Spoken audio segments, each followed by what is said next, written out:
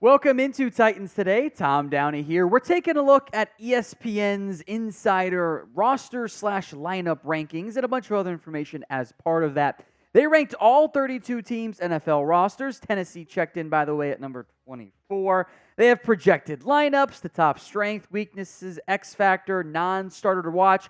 We'll break down all of that for you, plus what I think ESPN got wrong in that article. But we are in a comment battle this month against Bengals Breakdown. We are at the very bottom of the list, if we're going to be honest here. So everyone spam T in the comments section and see if we can't catch up to the Bengals. So first up, the biggest strength ESPN sees on the Titans roster is at wide receiver, and oh, how the turntables, at least to a certain extent. Tennessee has overhauled the wide receiver room this offseason, and that's what Mike Clay went with, writing, quote, Tennessee's new look wide receiver room is too good to ignore. DeAndre Hopkins is back for his age 32 campaign, and he'll now be joined by Calvin Ridley on the perimeter and Tyler Boyd in the slot. Hopkins and Boyd ranked 5th and 13th, respectively, among NFL wide receivers in catches since 2018.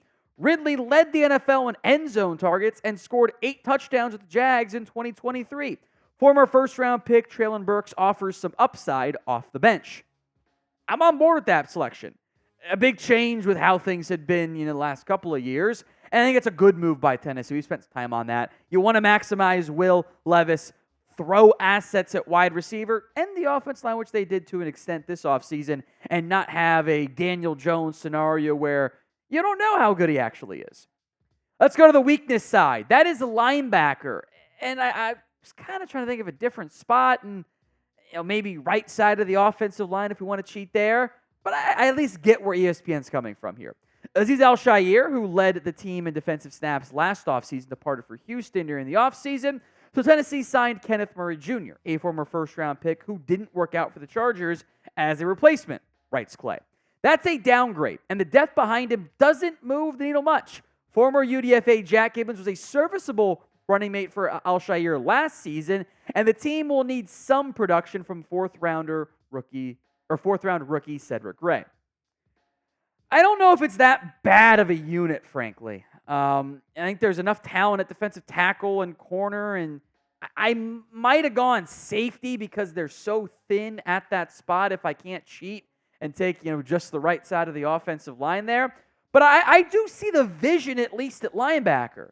Kenneth Murray, the instincts aren't always great, but if you keep him clean, he can go make plays. You got Jeffrey Simmons, Sebastian Joseph-Day, and a massive human being in T'Vondre Sweat. I at least get what Tennessee is going for at the inside linebacker spot. I see the vision that they have.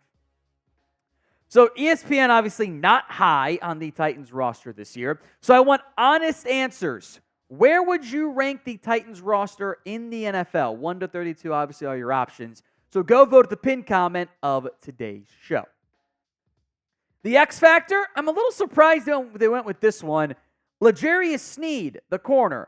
I feel like the quarterback, Will Levis, was maybe too much of an obvious answer, but this is what Seth Walder of ESPN wrote on Sneed. Sneed is coming off a season in which he was one of the best corners in the game. But cornerback is a fickle position, and you never know exactly what you're going to get from one year to the next. There is upside there, though. If Sneed, Chidobe Awuzie, and Roger McCreary all maintain the level of play from last year, that's a solid trio of corners. Corner can be a bit more fickle than most spots, but that oftentimes can come down to schematic results. When you see what I would argue is fairly consistent numbers and interceptions, pass breakups, I think that means that player is not going to be as fickle. And frankly, I don't think putting one of the highest paid players on the roster as an X factor makes a ton of sense. So I'm down to talk Sneed because I did like that pickup a lot by Tennessee. Love the aggression of it. I don't know if I'd put X factor for him, though. The top non-starter is Nicholas Petit-Frere. Well, I have a lot of thoughts on this one. First, here's the argument from ESPN's Aaron Schatz. The Titans line is still in flux, so Petit-Frere could still end up the starter at right tackle. He had the 5th worst pressure rate allowed in 2022 and lost his job to journeyman Chris Hubbard last season. ESPN still tracked him with an above-average pass block win rate, 88.6%, in his limited time in 2023. If he plays, which Petit-Frere shows up. Here's the thing. I don't think he was good last year. That pass block win rate doesn't make any sense to me. I thought he got beat at a much, much higher clip in the 2023 campaign. I don't really get that. I think that's why he lost his job last year. Not because he was playing well and they said, screw it. I will say this, though. I think he starts at right tackle. There's not a lot of options on that side of the ball. I think they're going to give MPF one more shot. So do you think that Nicholas Petit-Frere will be starting for the Titans at right tackle? Why for yes and for no? Get those predictions in for me in the comments section. Let's talk the projected starters then for Tennessee. We'll spend some more time on some spots than others. Obviously, Will Levis is going to start a quarterback. If he didn't, that would be a very different conversation, and it probably means an injury happened, and that's something we don't end up seeing happen. Hopefully, don't end up seeing happening. They did put 2 running backs as the starters. I actually appreciate that because you will see a lot of Tony Pollard and Tajay Spears. I think they're going to be a pretty high-end impact piece in terms of how that all plays out. I think that duo has the upside to be a damn good one in Tennessee.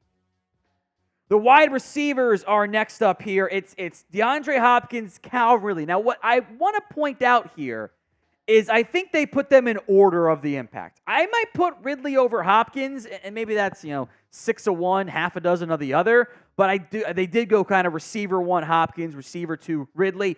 Then, of course, Tyler Boyd is your slot receiver. That certainly should not surprise anybody at all. Those 3 are going to get a lot of playing time at wide receiver. No shock at tight end either, Chig Okonkwo. I'm a big fan of his game. I think he's one of the more underrated players in the NFL because, let's be honest, national people weren't watching Tennessee last year. They weren't very good. He's a good tight end, though. Left tackle, left guard, no surprises here either. J.C. Latham, Peter Skoronski. That is the plan in Tennessee, and the goal is that those guys form a decade-long plus duo as studs on the offensive line. Also, as expected, center Lloyd Cushenberry. Nothing crazy from that standpoint. I feel good about left tackle, left guard, center. I don't feel great about the right side of the offensive line, which I find noteworthy that the projected starters are Daniel Brunskill and Dylan Radins. And I don't think that's right. Radins has made the comment, he's not working at right tackle right now. When they hired that staff, hey, you're going to play right guard. I kind of wonder if Brunskill just ends up being your 6th offensive lineman, your super sub backup at left guard, center, and right guard as needed in the event of injuries. I don't think ESPN has right guard and right tackle correct.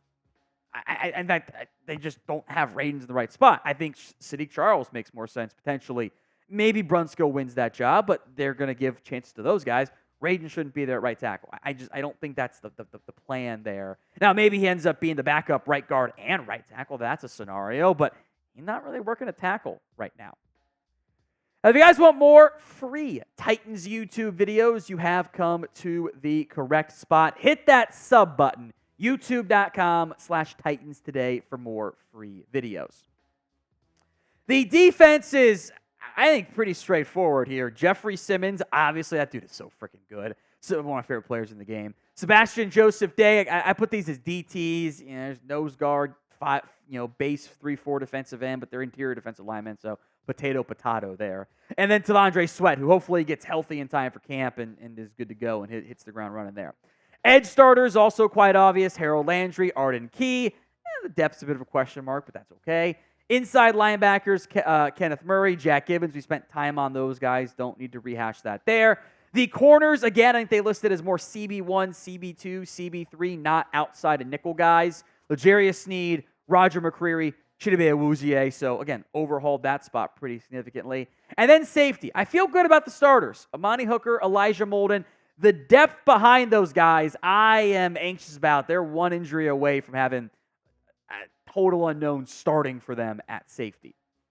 So based on what ESPN did, how accurate do you think that projected starting lineup is? A, B, C, D, or F? Sound off in the comments.